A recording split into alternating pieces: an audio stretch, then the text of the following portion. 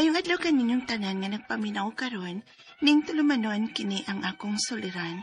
Ilabi na kaninyo Dr. Rene Obra o Attorney Elaine Batan. Ingon man, sa mga artista nga maghatag og kinabuhi ning akong suwat suliran. Ako si Mara, 19 anyos, usa ka batan-on, nagpuyo sa Tuburan, Cebu. Punto medikal kining akong suliran, aron inyong hisabtan, sugdan ko sa dihang bata pa ko, ingon inang mga paghita po.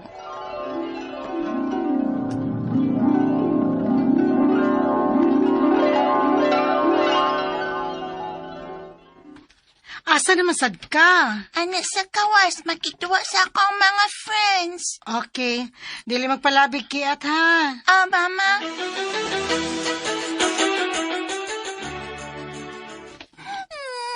Mara? Mama, nadagma ko. Pero sinasabi mo yung dagan. Yan na ba yati ka ha nga dili magpalabig kiat. Nya karon, nanasad kay saman. Hilom na. Hugasan ta na. Unya, atong tambalan. Mama, tanawa, purot ako sa mind. Uy, tuda, ano ni burot man na day? Ambot lang, sakit man. Unsa? Lo, dugaya ko na ayaw na samad ni mo gaw. Naki, Ano ni burot man na? ambot lang ako kapawkot. Kalit naman na siya purot. Pagod na ako mukamanto siya. Unya karon kay ni Kahi. Pika pa ko na ko. Tapao, naya lang ako kay sakit pa yato. Wala, gahi bitaw gaw no. Mura lagi ni bukog ni mo gaw. Malapit ako.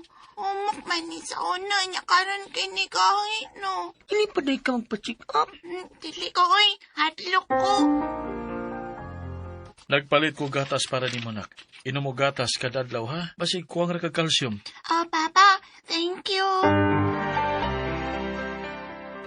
Unsa nak? Muban ka na mo sa uma? Puti mang inita. Okay na ba, uy? Mampukoy lingaw din his ato ko. Muuban na lang ko nimo aron makatabang ko. Alala, sige. Ikaw ang bahala. Mara, paghinay diha ha? Dagang bato diha. Aray! Ay! Oh, no sa mga? Uy na pa, uy. Naikot akong abaga sa bato. Paghinay lagi. Opa. Masakit kag kaayo. Naunsa man di ay na, Mara. Katumaning naikos batogod katong ni kuya ko ni Papa sa uma. Unya karon mong nagdili na ako malihok akong mga bukon. Sakit kaayo, ma. Unsa?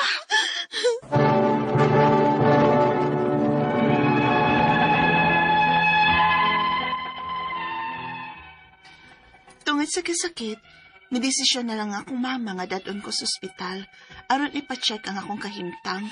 Kay di naman ako palihok ang akong mga bukon. Human sa daghang laboratory test, nadiskubrihan na mo nga naagyo da ako'y sakit. Unya, Imposible man eh. nga naman, Dok. Usa kini katalagsaon kay nga sakit. Ang gitawag Stoneman disease. Ang kaunuran, tendons, connective tissue sa lawas, hinihini nga mahimong bukog.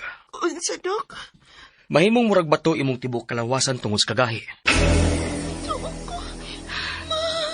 Doktor, wabay tambal ani? Sad to say, way tambal para ani. Way operasyon nga makapahunong ani. O ang pinaka-worse, kung masamad o maoperahan ng lawas, daghan pang bukog ang matubok. Unsa, Dok? Maranak ka na. Dili ko, ma. Maglisod na ba kong lihok, ma? Permanente na ba niya ako dili makalihok, ani, ma?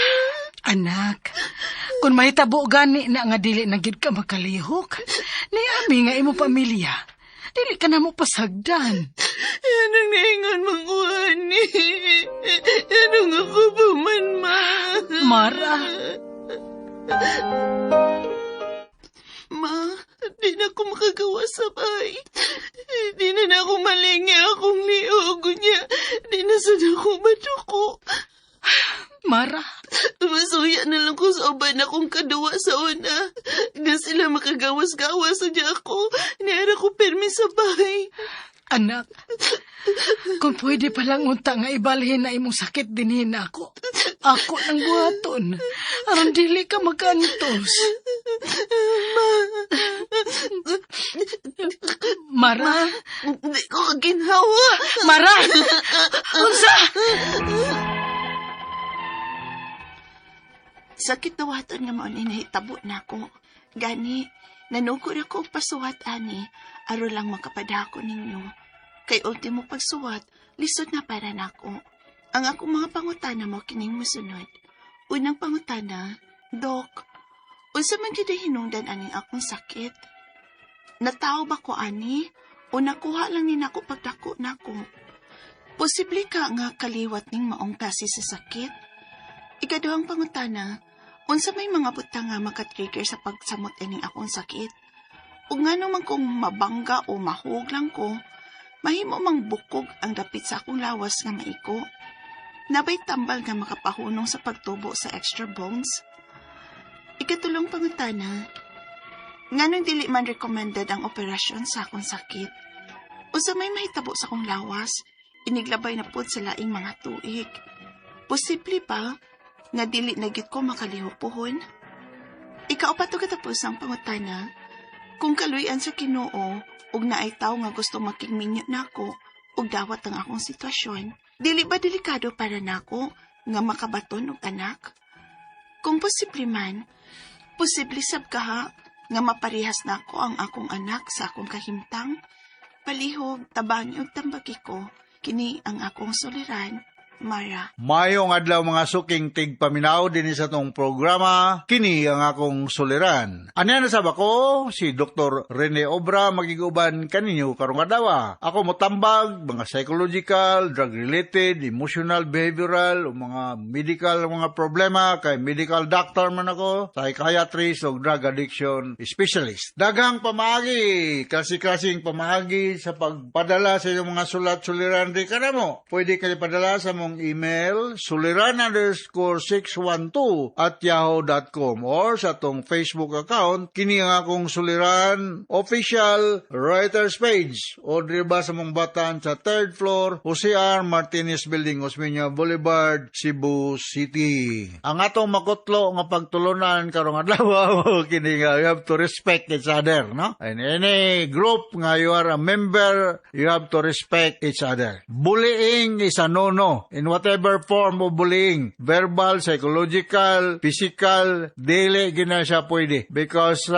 this cannot be just tolerated is because you are one of the most senior member of the group. That is a no-no. You must set as an example nga dili ka mang bully, ha? Dili mga name calling, bitong biskay tawgon kag Dr. Rene Obra, tawgon ninong kog Dr. Guapo. Aw dili na bullying.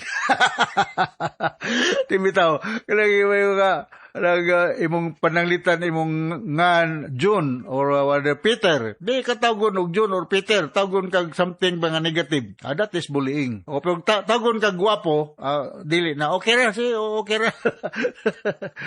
Alright, so ang ato magtatampo karong adlaw si Mura or Mara, 19 years old, taga Tuburan, Cebu. May makailan ako Tuburan. Mga tabu-tabu family, no? Tuburan, mga apelido ni Rina, Armamento family, no? Regards mo dia sa Tuburan. Dia sa Asturias, no? Mga Rivera family. Musta naman dia sa Bairan. Nakana ko ng inyo. Hinaot nga nahuman ang daan niyo dyan. Nindot kayong lugar ninyo.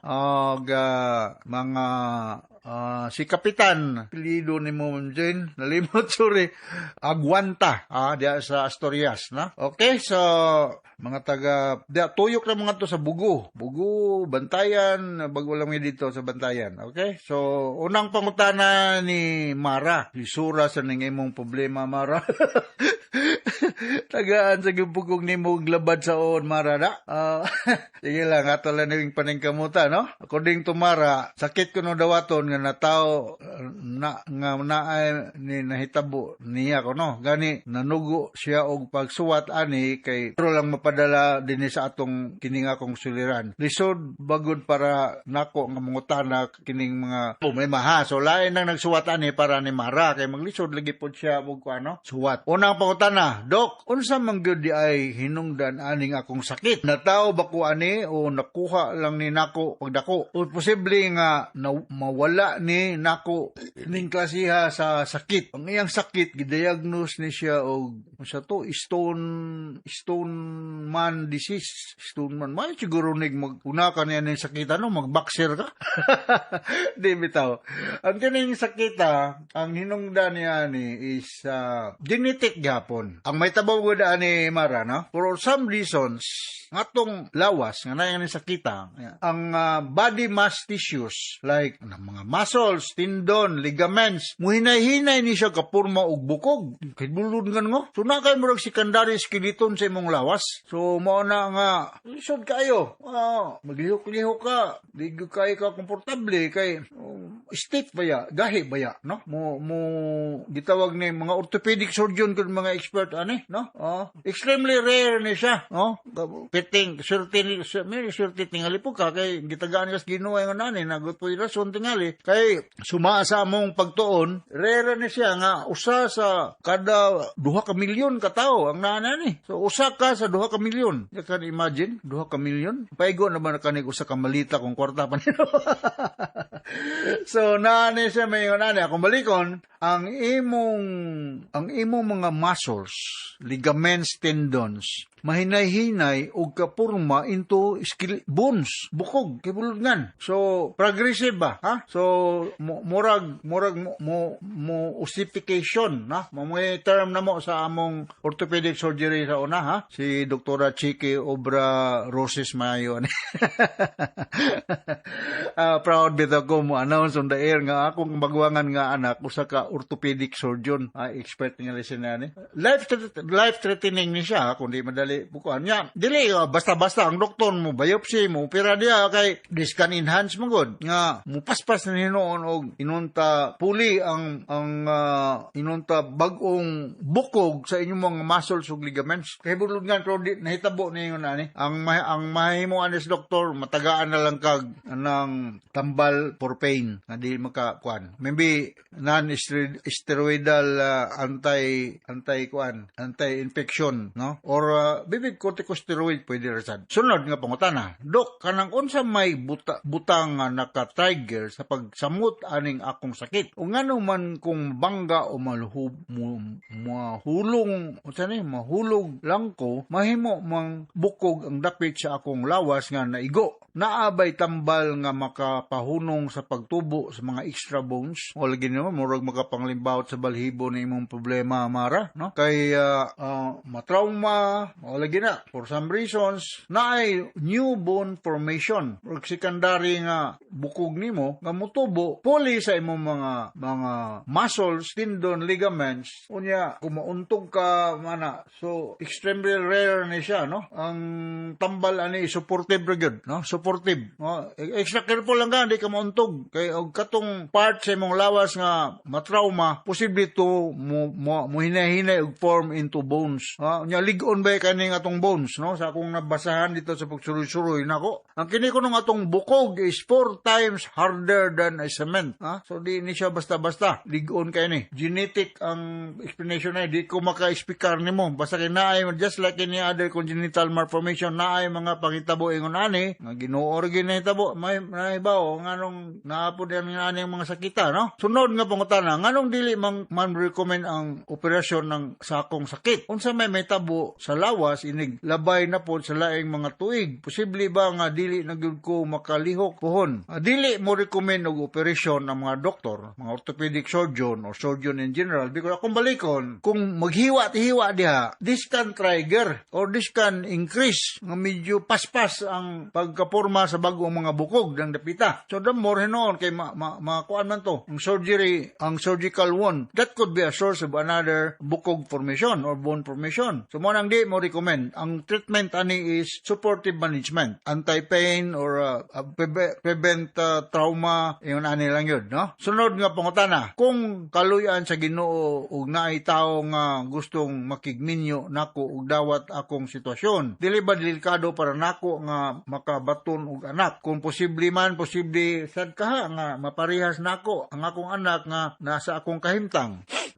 We cannot easily rule out the possibility nga this can pass on to your offspring kung pananglitan, pero rare man akong balikon gining ko ana. Wag gitay igong mga kasayuran og unsa magay mahitabo, no? Kung naay mo love nimo as a wife, mas mayra mo.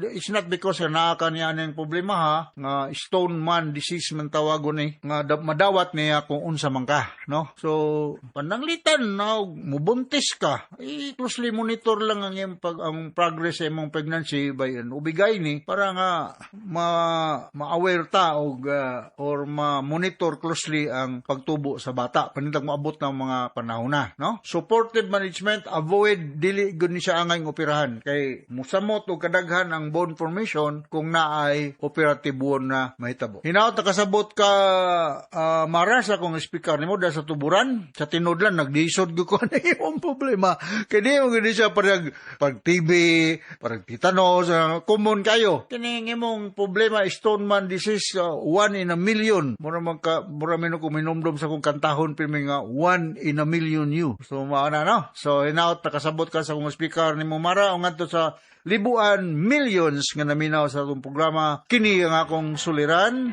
Once again, mo sign off na ko si Dr. Rene Obra with Attorney Eileen Bathan. Thank you very much sa pagkanunayon niyong pagpaminaw. Until the next time, hasta la vista.